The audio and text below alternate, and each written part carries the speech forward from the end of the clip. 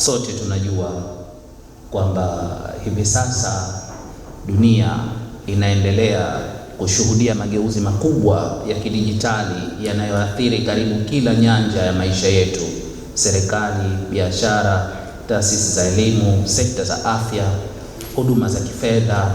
Kiujumla, sasa hivi hii ni dunia ya kidijitali, na sisi Zanzibar alhamdulillah tumeanza kwa hii digital transformation, na kipekee nichukue nafasi hii kumpongeza Rais wa Zanzibar na mwenyekiti wa Baraza la Mapinduzi Dr. Hussein Ali Mwinyi kwa kuliona hivyo na kuweza kwa makusudi kabisa kuunda hii Wizara ya Mawasiliano, Teknolojia Habari na Ubunifu, ili na sisi tuweze kwenda mbele zaidi, tuende kule dunia iliko. Usalama wa mtandao si suala la wataalamu wa TEHAMA pekee. Leo hii usalama wa mtandao ni jukumu la kila mtumiaji wa teknolojia, kuanzia kiongozi wa taasisi, mtendaji wa serikali, mfanyakazi wa kawaida, mwananchi anayefanya shughuli zake kwa kutumia simu au kompyuta. Kila mmoja ana wajibu wa kuhakikisha anatumia teknolojia kwa usalama. Si swala tena la hiari, ni swala la wajibu. Mara nyingi changamoto nyingi za kiusalama kutokana na ukosefu wa uelewa wa watumiaji. Barua pepe za ulaghai, viunganishi vya hatari, matumizi ya nywila dhaifu za kutofuata taratibu za kiusalama ni baadhi ya mianya inayotumiwa na wahalifu. Yaani hapa yote ni ile illiteracy, yani ni ule ujinga. Kwa hiyo watu wana take advantage kwa ule ujinga wetu. Kwa hiyo tunawashukuru sana ndugu zetu wa Forensic Africa na juhudi za wizara pamoja kwa kushirikiana na wenzetu kutoka EU East Africa kwa ajili ya kuonesha nia ya dhati kuja kuungana na sisi kwa ajili ya kuja kutoa huo uelewa na kutuchukua na sisi na wananchi wetu, ili sasa tuweze kuwa tunaweza kwenda na wakati katika eneo hili ili nasi. Aidha, napenda kutoa shukrani za dhati kwa viongozi na wataalamu wa Forensic Africa kwa ushirikiano wao na utayari wao kwa kushirikiana nasi katika kuimarisha usalama wa mifumo ya kidijitali. Ushirikiano huu unaonesha namna sekta ya umma na sekta binafsi zinazoweza kufanya kazi pamoja ili kujenga mazingira salama, thibiti na yenye kuaminika katika matumizi ya teknolojia.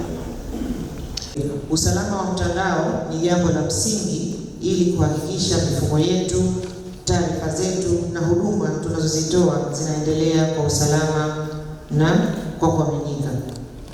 Tunayo imani kubwa sana kuwa ushirikiano huu utafungua fursa mpya za mashirikiano, mafunzo, kubadilishana uzoefu na kuimarisha uwezo wa taasisi zetu katika kulinda miundombinu ya kidijitali na taarifa muhimu za taifa. Kadri Zanzibar inavyoendelea kutekeleza dira yake ya uchumi wa kidijitali na serikali mtandao, utegemezi wa huduma muhimu za taifa kwenye mifumo ya kidijitali unaongezeka kwa kasi. Sekta kama vile ukusanyaji wa mapato, mawasiliano, afya, usafiri, huduma za maji na umeme pamoja na mifumo ya serikali zimekuwa sehemu muhimu ya maendeleo ya uchumi na ya kijamii Zanzibar. Pamoja na mafanikio haya, ongezeko la matumizi ya teknolojia limeambatana na kuongezeka kwa vitisho vya usalama wa mtandao vinavyoweza kuathiri utoaji wa huduma muhimu kwa wananchi, uchumi wa nchi na usalama wa taifa kwa ujumla. Kwa sasa taasisi nyingi zina mifumo yao ya usalama wa mtandao kama vile firewalls, endpoint security, SIM, SOC na mifumo mingine ya ulinzi. Hata hivyo, bado hakuna mfumo mmoja wa kitaifa unaoweza kutoa muonekano wa pamoja wa hali ya usalama wa miundombinu muhimu ya kidijitali katika taasisi zote muhimu za Zanzibar. Kutokana na hali hiyo, tunapendekeza kuanzisha kwa mfumo wa kitaifa wa ufuatiliaji na usalama wa miundombinu muhimu ya kidijitali, yaani National Critical Infrastructure Cyber Fusion Platform. Mfumo huu hautachukua nafasi ya mifumo iliyopo katika taasisi mbalimbali, bali utaunganisha taarifa kutoka kwenye mifumo hiyo na kuchanganya taarifa zingine ambazo ni cyber threat intelligence pamoja na taarifa za wazi kutoka vyanzo vya open source intelligence. Duniani kwa ujumla tumeanza kuwa na mifumo mingi sana, tunatumia mifumo. Kwa hiyo tunapokwenda kwenye digitalization, lazima mheshimiwa, tuimarishe ulinzi wa hizo taarifa. Vile vile katika kufanya kazi kwetu sisi kama wizara, umuhimu tumeona kwamba vitu vya kwanza navyo ni kuwa na masuala ya mikakati, especially framework za cyber security, lakini vile vile tufanye awareness, na pia kitu kingine ambacho cha msingi sana ni kuhakikisha kwamba tunafanya mashirikiano ya experts, kwa sababu kwenye swala la ulinzi wa taarifa au ulinzi wa mitandao, ukweli tunahitajika tu strength katika expertise, bado tunahitaji strength.